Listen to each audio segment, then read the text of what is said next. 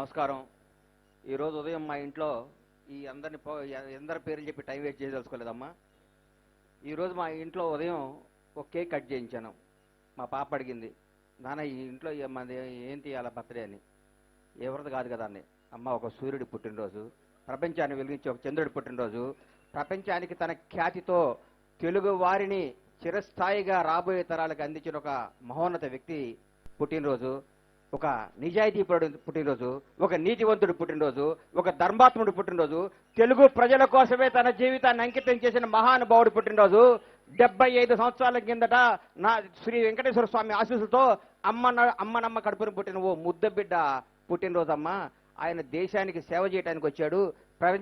ప్రజల కోసం ప్రగతి కోసం, ప్రజలందరి కోసం తన నాయకుడై ఇంతింతై ఒడిడింతై తన జాతిని, తెలుగు జాతిని, తెలుగు వారిని, తెలుగు కీర్తిని, తెలుగు ప్రజలని, తెలుగు యువకులని అందరికీ అన్నై, తండ్రై, దేవుడై ముందుకు నడిపిస్తున్న మహోన్నత వ్యక్తి జన్మదినోత్సవం అమ్మా. ఇది మనందరికీ సంక్రాంతి, దీపావళి, దసరా అన్ని పండుగలాగో అంతకంటే పవిత్రమైన పండుగమ్మ చంద్రబాబు గారి పుట్టినరోజు అని చెప్పా. సంతోషంతో అనిపించింది.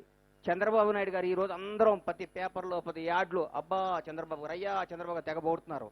కానీ ఇప్పుడున్న పదవులు అనిపిస్తున్న నాయకులారా, తెలుగుదేశం మేధావులారా, పగలుంటది, రాత్రి ఉంటది, కష్టం ఉంటది, సుఖం ఉంటది.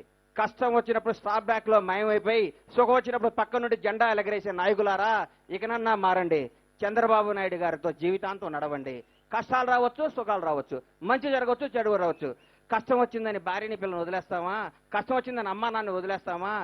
పార్టీ ఓడిపోయిందని స్టాప్ బ్లాక్ లో అయిపోయిన నాయకులారా, ఇక నుంచైనా రాబోయే తరాలకి దయచేసి చెప్తున్నా, మీరు చేసే ప్రతి నిర్ణయం, మీరు చేసే ప్రతి ఒక్కటి జీవితాంతం చంద్రబాబు నాయుడు లాంటి మేధావితో, చంద్రబాబు నాయుడు ఒక సంస్కరణకర్తతో, చంద్రబాబు నాయుడు ఒక నిజాయితీపరుడుతో, చంద్రబాబు నాయుడు ఒక గొప్ప వ్యక్తిత్వంగా అలవాడుతూ, చంద్రబాబు నాయుడు ఒక విజనరీ ఉన్న లీడర్తో నడిస్తే మన పిల్లలకి, వాళ్ళ పిల్లలకు కూడా ఒక మంచి భవిష్యత్తు ఇచ్చిన వాళ్ళం అవుతాం. నిజాయితీగా బతుకుదాం, నీతిగా బతుకుదాం. కష్టాలు వచ్చినప్పుడు పాపం మా అమ్మ తేజస్విని అమ్మాయిని చూస్తే నా కూతురు అట్లా కావాలని కోరుకుంటాను నేను ఎప్పుడైనా చూస్తే, అట్లా చూస్తే. ఎందుకంటే చంద్రబాబు నాయుడు గారు అరెస్ట్ అయినప్పుడు 52 రోజుల పాటు నాకు ఫోన్ చేసేది, అన్నా ఏం చేద్దాం. బయటకు వస్తే రైల్వే స్టేషన్లో అరెస్ట్ చేస్తున్నారు, లోపలికి వస్తే రోడ్ల మీద తిరగట్లేదు. ఒకరోజు కేబీఆర్ పార్క్లో బయటకు వచ్చాను.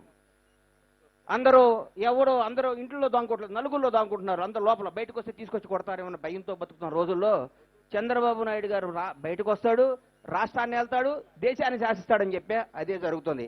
నా నోరు అంత పవిత్రమైన నోరు.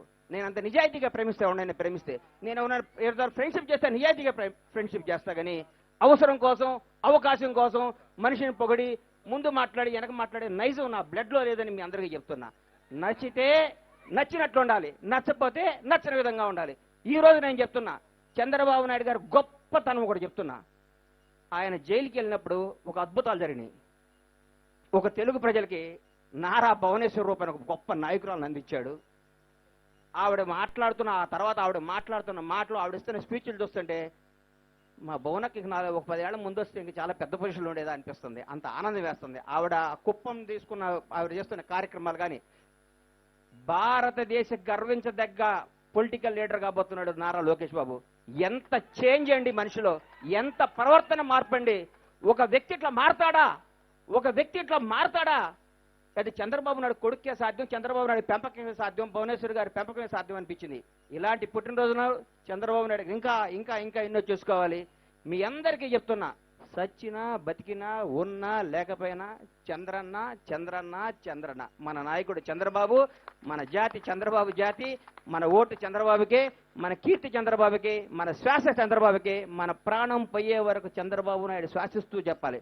మీ అందరికీ ఒక ఇన్సిడెంట్ చెప్తా సార్.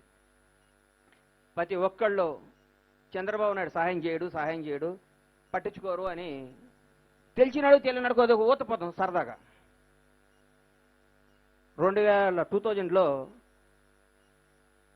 తర్వాత అప్పుడు జరిగింది. మార్చి 26వ తారీఖు నాడు, మొన్న మార్చి 23వ తారీఖు నాడు నేను ఒక 5 సంవత్సరాల నుంచి ఒక చిన్న సమస్యతో స్ట్రగుల్ అవుతున్నా. ఎవరికి చెప్పలేను, ఎక్కడో ఇరుక్కోకుండా. మార్చి 30వ తారీఖు డేట్ అయిపోద్ది, అంటే దాదాపు 15 రోజుల ముందు. లాస్ట్ సహాయం చేస్తాను ఒక పెద్ద ఆయన గణేష్ ఇప్పుడు కుదరదు, చాలా ఇబ్బంది అవుద్ది అన్నాడు. సరే ఇంటికి వచ్చి ఆదివారం 23వ తారీఖు నాడు నిద్రపోయా. 4 మా భార్య, బావా ఎందుకు టెన్షన్ పడతావు, ఏదైతే అదవుతులే అంది.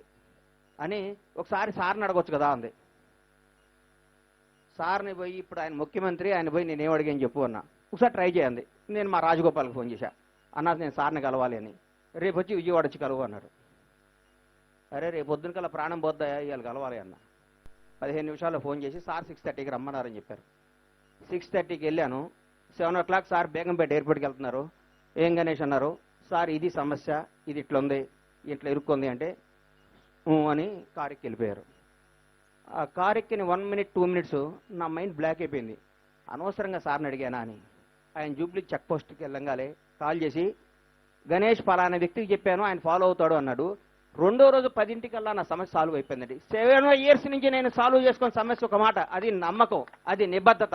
ఆయన్ని కలవాలి, ఆయనకి మరి బాధని చెప్పాలి.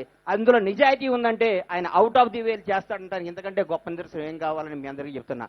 ఎప్పుడు నా ప్రాణం ఉన్నంత వరకు నేను, నా పిల్లలు, నా ఆళ్ళకి పిల్లలు కూడా మేము చంద్రబాబు నాయుడు ఫోటో మా హృదయాల్లో ఉంటుంది, చంద్రబాబు నాయుడు పేరు మా గుండెల్లో ఉంటుంది అని మనస్ఫూర్తిగా తెలియజేసుకుంటూ, ఈ అవకాశం ఇచ్చిన మనా చౌదరి గారికి, ఈ పంచవటి సాయిలక్ష్మి కాలనీ వాసులందరికీ నా హృదయపూర్వక ధన్యవాదాలు తెలియజేసుకుంటూ సెలవు తీసుకుంటున్నాను. Thank you.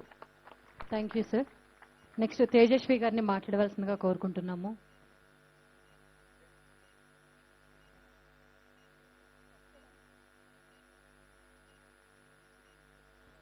అందరికీ నమస్కారం అండి.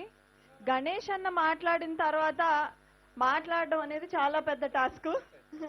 కానీ చంద్రబాబు నాయుడు గారి గురించి మాట్లాడాలంటే మీరు ఇంత తక్కువ సమయం ఇస్తే సరిపోదు. 75 రోజుల ముందల నుంచి వేడుకలు మొదలు పెట్టాలి. 75 రోజులు ఆయన గురించి మాట్లాడినా కూడా తరగని సబ్జెక్ట్ నారా చంద్రబాబు నాయుడు. అంత గొప్ప వ్యక్తి గురించి మాట్లాడే అవకాశం రావడం నా అదృష్టంగా భావిస్తూ, వేదిక మీద ఉన్న ప్రతి ఒక్కళ్ళకి పేరు పేరున నమస్కారం తెలియజేస్తూ, వేదిక ముందున్న చంద్రబాబు నాయుడు గారి కంటికి కనురెప్పలా కాపాడుకునే అభిమానులందరికీ, కార్యకర్తలందరికీ, పంచవటి సాయిలక్ష్మి కాలనీ ప్రజలందరికీ పేరు పేరున నమస్కారం అండి. సామాన్య మధ్య తరగతి కుటుంబంలో పుట్టి ఈ రోజు తెలుగు రాజకీయాన్ని దశ మార్చి, అదేవిధంగా ఈ రోజు నాయకత్వానికి నిలువుటద్దంలాగా నిలబడిన వ్యక్తి. ఒకప్పుడు ఫ్యాక్టరీలే లేని ఆంధ్రప్రదేశ్ లో ఈ రోజు పరిశ్రమల జాతరని మొదలు పెట్టడానికి కారణమైన వ్యక్తి. విదేశీ బాట పట్టిన విద్యార్థులందరికీ కూడా మన రాష్ట్రంలోనే వాళ్ళందరికీ ఉపాధి కల్పించిన వ్యక్తి.